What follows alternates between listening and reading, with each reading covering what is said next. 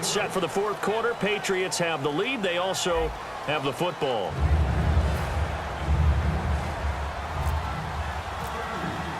Gostkowski now out to kick it away. That'll be taken in the end zone. And he's up past the 20 to the 22-yard line. The Bills offense now, they get set to head back onto the field. And last time able to get 3. It's not what they wanted. They wanted 6, but they got at least something. They mustered something out of the drive. They'll take it. I like the way you've described it. Not ideal, but they'll take it. Anything to put some points on the board. But this time on offense, they don't even want to see the field goal kicker trot on the field. They want that ball in the end zone. Yeah, they'll be going for 6. And he's brought down. 13 yards there on the pickup, and it'll give the Bills a first down. Absolutely love the run right there. This guy's known for his quickness, but also for his speed. He's able to get to the second level almost before you blink if you give him any type of blocking. Always talk about slot receivers, and they're usually known as quicker than fast. In this case, we've got a guy who's quick and fast, and he used it to great advantage. And they'll keep on the ground with McCoy. And he's going to be met at the line of scrimmage and taken down. That's going to go as a loss of a yard, and it'll be second down. And yet again, this run game just continues to be completely shut off. Completely stymied. I mean, they're trying to get some consistency, trying to find places to roam. They just haven't been there throughout this game.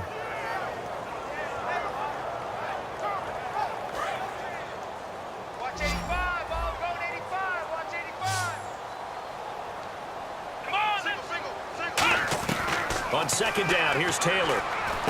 Oh, he's got a man wide open, complete. And he gets this one to midfield before he's brought down. Slant route's effective no matter who's running the route and catching the ball. But when you have a receiver of that stature, you have to be a little bit more precise throwing it. You don't have the same catch radius with the bigger targets. And incomplete as he was knocked as he threw it. And it took the ball off course. Well, any caused incompletion is good for a defense. But when you add to it that you get a little hit on the quarterback, knock him to the ground, make him think a little bit, hopefully knock him off his game, especially in a game of this magnitude, this tight in the fourth quarter, got to feel pretty good as a defense. Unable to connect on the first down pass play. Now it's second down. Let's go. What? None. Right there. What? None. Flex round. Flex round. Switch. Ohio.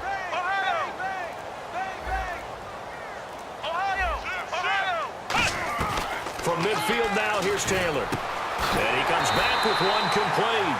And he's brought down. They give him 13 yards there on the play and a fresh set of downs. And they're going to speed things up here.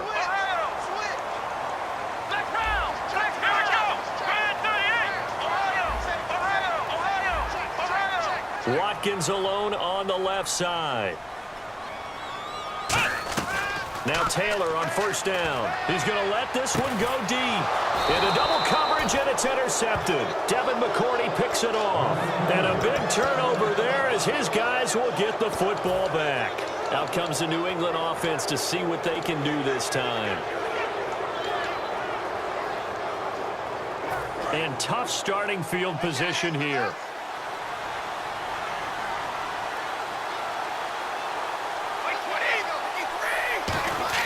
So after the INT, it's Brady. And it pops free. The collision there jarred the ball loose and brings up second down. That was a classic example of trying to run with the ball without securing the catch. He was thinking about those rack yards instead of making the catch first and then taking off. Now a carry for Blunt. Stays on his feet. And a short gain here as he gets it up only to about the 6. 1 yard, the official pickup there, so it's going to set up 3rd and 9. 9 yards to go. It's 3rd down.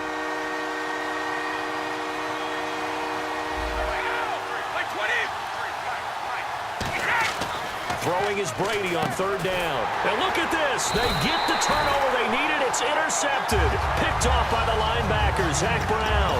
And the Bills offense comes out ready to take over. Looked like they had something going last drive. Then the interception happened. Will they recover? The memory they need to keep with them is that they did have something going. They were moving the ball on offense, had a nice sequence going. Don't worry about the other part. You can't get that back. Let's go back to what you were doing well before. I thought you were going to say they need to have no memory, but and he'll take it into the end zone for a Buffalo touchdown. Robert Woods from 8 yards out, and the Bills have taken the lead here in the fourth quarter. This is similar to baseball where you walk the leadoff hitter and you don't expect him to come around and score. Almost impossible. Anytime a defense has to defend a short field, you usually end up seeing the result we saw, giving up points.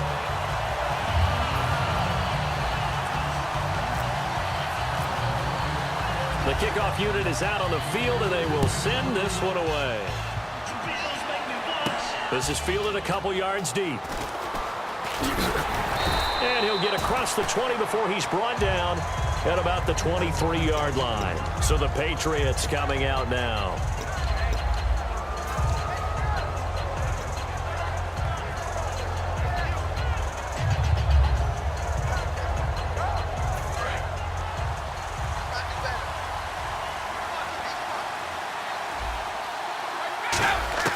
Trying to shake off the interception. He'll look to throw. He couldn't quite hold it. Got hit.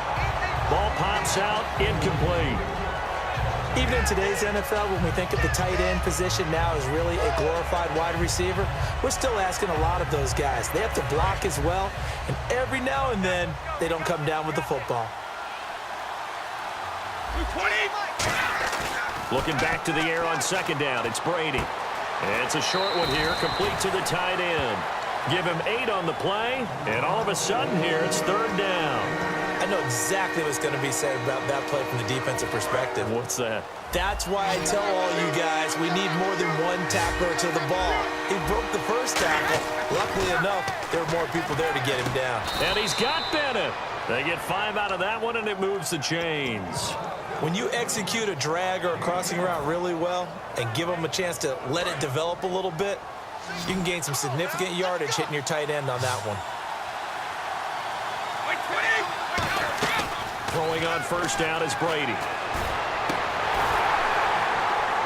It's incomplete. Took a shot, couldn't connect. Today's NFL, these big guys are featured receivers. They move all over the place to try and find good matchups, and they had one. They were just unable to complete the pass. They'll run it now out of the gun. And he'll be brought down just shy of the 45. A nice job to get 8 there after the incompletion, and now they'll look at a 3rd and 2 coming up. That was a good run, and it got to the second level. And what I mean by that is that's where the linebackers usually play. First level being the defensive front, last level being the secondary. But the strong safety position ended up making the tackle, and oftentimes we call them a hybrid. Combination defensive back, combination linebacker. We saw the linebacker make the stop. Here's Brady to throw. And Amendola with a catch. At 5 yards on the play there, as the drive will continue. I know many people like to throw to the tight end, maybe in a little flexed out position because he creates mismatches with his size. But slot receivers do the same thing with their quickness, their speed, and their route running savvy. Firing quickly here, and that's complete. Call it a pickup of 7, and that'll make it a 2nd down. And there's another completion to the tight end. And let's face it, it is hard to overthrow a 6'6" target. It is indeed. Quarterbacks like their speed guys. They like that huge 6'6" target that they got in him. They really do, and it reminds me of what one great tight end told me once. He told his quarterback, just make sure you throw it up there. You know, kind of like put up on the top shelf where the kids can't get it. That's what they need right now. Get the first down, get out of bounds, stop the clock. Just playing smart football, understanding the situation, making the plays necessary, and making sure that clock stops at every opportunity. And he stopped immediately there. It's a loss of a yard there, and now 2nd down. And the offense moving quickly to the line.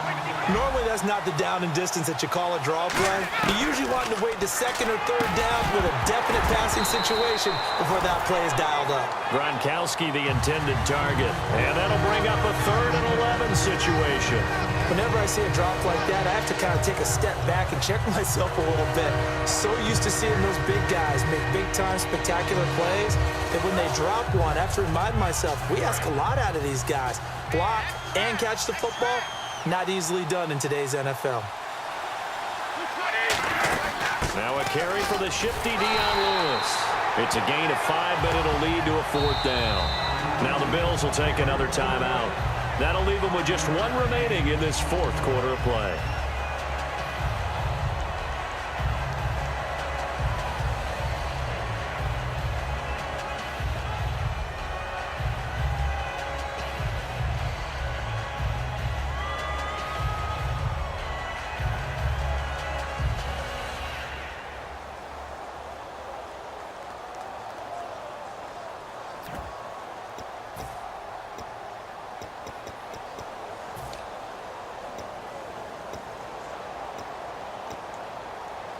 One score down. Here we go. They're going to go for it here on 4th down.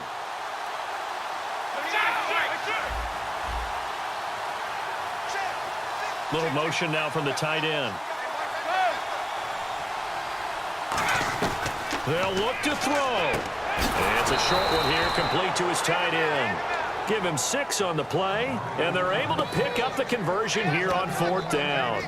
We always talk about big-time players make big-time plays in big-time moments. I think that 4th down qualified. That was a heck of a throw. He's back to throw. Oh, a battle for it here, and this will be caught. Give him 16 on the pickup, and that's good for a New England 1st down. The catch, deservedly so, is going to get a lot of credit, but even more so because there's a defender there ready to make a play. Yeah, just flat out muscled on that one. They'll run it now out of the gun.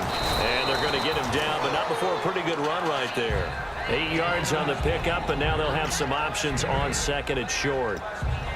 So much of the game today, we're looking for hybrid players, guys who can do a combination of jobs.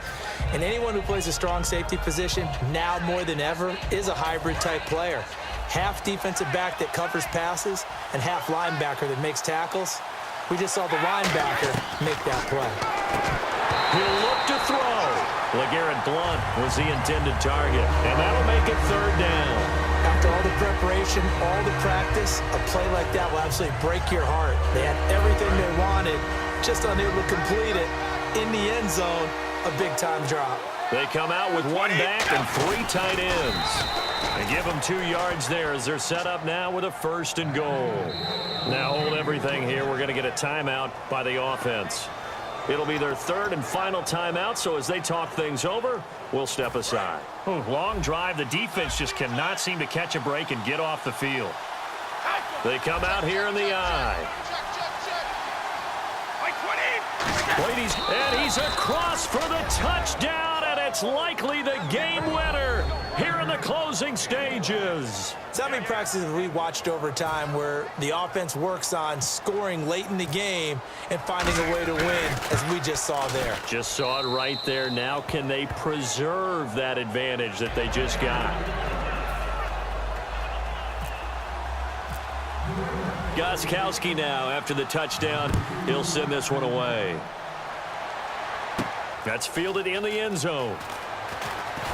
And he'll take it back to about the 19-yard line. Now the Bills offense gets ready to head back onto the field. Critical condition here, obviously. Got to hope to get something quick right and then maybe take that shot deep. And once they do take the big shot, you've got to worry on defense. Of course, no one getting behind the defense and make it an easy throw. But nowadays, it's not just the ball being tipped in the air and people in the end zone in a cluster. It's that guy that's short of the end zone who comes up and ends up making the play because he goes unguarded. So there's a lot to think about if you're playing. And that's caught inside the 30. And they finally do get him, but not before he reaches the 27. And at this stage, down in the second half, looks like they just wanted to find a way to get it in the hands of their playmaker, and they did. I think you're exactly right. I don't think the coordinator's looking at his play sheet and trying to figure out which play will work well. He's trying to figure out how to get the ball to the playmaker that you just described. Looking down at that sheet, you find people plays, not necessarily X's and O's, and that's exactly what they did there.